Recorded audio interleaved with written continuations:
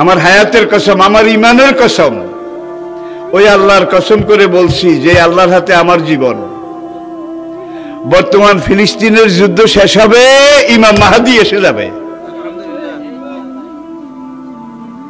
ইমাম মাহদী আসার 9 বছর পরে, ইমাম মাহদী আসার 9 বছর পরে ঈসা আলাইহিস সালাম আসবেন।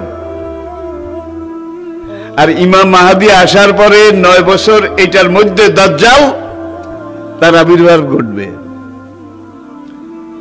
এমন সময় আমি আপনাদের সাথে কথা বলছি, হাদিসের ভাষ্য অনুযায়ী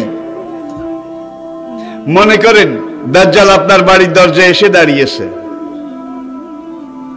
এমন সময় আমি আপনাদের সামনে কথাগুলো বলছি, যেই সময় মনে করেন ইমাম মাহদী আপনার ঘরের সামনে এসে দুয়ারের কড়া নাড়তেছে।